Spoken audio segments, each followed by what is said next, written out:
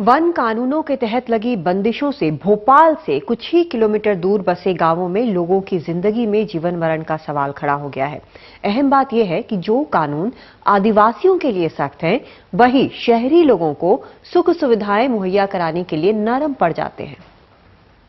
दूर दराज के गांव से कहानी लाता हूं तो आप कहते हैं नेगेटिव बहुत दिखाता हूं, लेकिन भोपाल से कोई 20 किलोमीटर दूर हाईवे से हटकर एक ऐसा गांव मिला है जहां आज तक बिजली नहीं पहुंची है।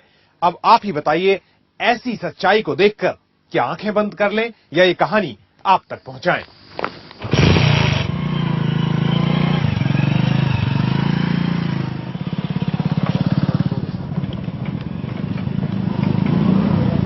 भोपाल की चमकदमक से बस 18 किलोमीटर दूर रातापानी फॉरेस्ट रिजर्व में है मेरमांगा गांव। ये भील और बारेला आदिवासियों का बसेरा है, कोई 50 परिवारों का आशियाना, जहां पिछड़ेपन और गरीबी के सिवा कुछ नहीं दिखता। रायसेन जिले के इस मेरमांगा गांव में आज कुछ नहीं है, ना साफ पानी, ना कोई स्कूल और ना बिजली। 45 साल के मुन्नालाल और रुकमाबाई से मिला तो उन्होंने बताया कि यहाँ बिजली लाने की कोशिश तो हुई, लेकिन नाकामयाब रही। बिजली पहले ला रही था, एक साल बाद के गए था, 2 साल हो गया, खंबा भी आ गया था। तो ये भारत वाला उनने मना कर दी, बोले कि यहाँ पर नहीं आ जाएगा ऐसे करके, तो ऊपर खंबा उठा के ले गया वापस। यहाँ सामाजिक जिम्मेदारी निभाने की कोशिश कर रही निजी कंपनी की मदद से कुछ सोलर लैंप बांटे गए, लेकिन उनमें से ज्यादातर ने महीने 2 महीने में काम करना बंद कर दिया। 45 साल के भील आदिवासी भुर्जी बताते हैं कि उजाले के लिए अब घासलेट यानी मिट्टी के तेल का ही सहारा है।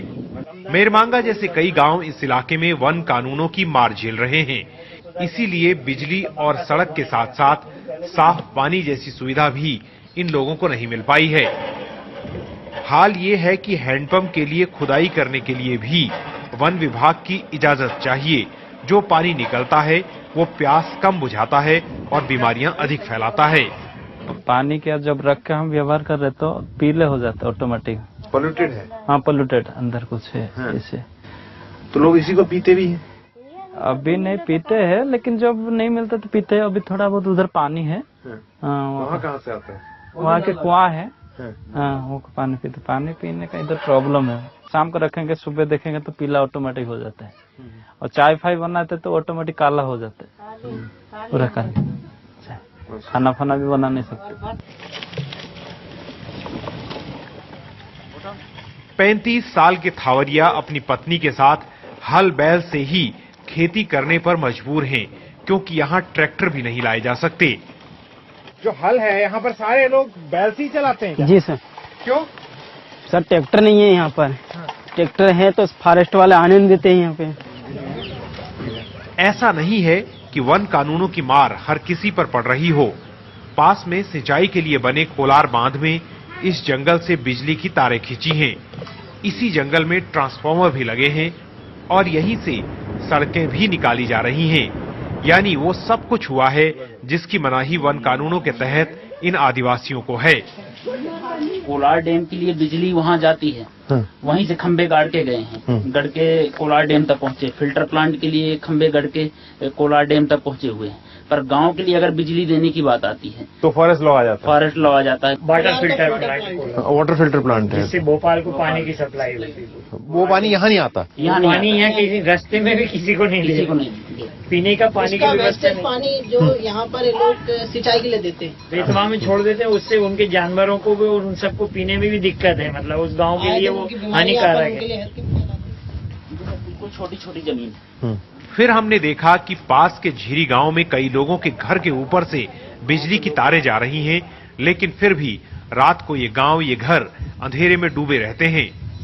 फॉरेस्ट राइट साइड के कारण अभी बहुत सारे ऐसे प्रावधान बने हैं जिनके माध्यम से कई तरह की सुविधाएं हम गांव वालों को दे सकते हैं।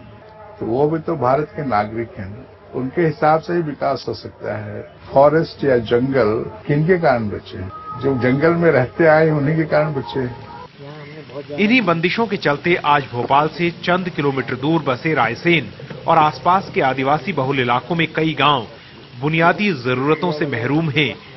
लेकिन सरकार कहती है कि जहां जरूरी है वहां हर सुविधा पहुंचाई जा रही है। वन क्षेत्र के जो भी ग्राम हैं उनका विकास वन्य प्राणी कानून होते हुए भी हो रहा है। उसकी एक नियम कानून से प्रोसीजर है, वो प्रोसीजर के तहत भारत सरकार अनुमति देती है। तो ऐसा कोई काम नहीं है जो उनके लिए जरूरी हो और वो रुक रहा हो। तो उन्होंने आंगनबाड़ी है, आपका पेयजल समस्या है, आपकी स्कूल की समस्या है, इस तरह के जो छोटे छोटे तालाब हैं, जल स्रोत हैं, इनके लिए डीएफओ को परमिशन दी हुई है। तो काम कोई रुकता नहीं, एक प्रोसीजर फॉलो होती है। उस प्रोसीजर के तहत किस तरह से काम होना चाहिए, कहाँ से होकर के रोड जाना चाहिए, कहाँ कौन सी चीज बनना चाहिए, ये सुनिश्चित हो जाता है। लोग इतने बुरे हाल में क्यों हैं, ये पूछने पर नेता जिस कानून का हवाला देते हैं, असल में उस कानून का भी सौतेला और दोहरा व्यवहार है। जो कानून शहरी इलाकों की सुविधाओं के लिए छूट देता है और अपनी अवहेलना की अनदेखी करता है, वही कानून इन कमजोर और गरीब आदिवासियों के लिए एक मुश्किल, एक बंदिश बना हुआ है। विजय सिंह पटवाल के साथ हृदय जोशी, एनडीटीवी इंडिया।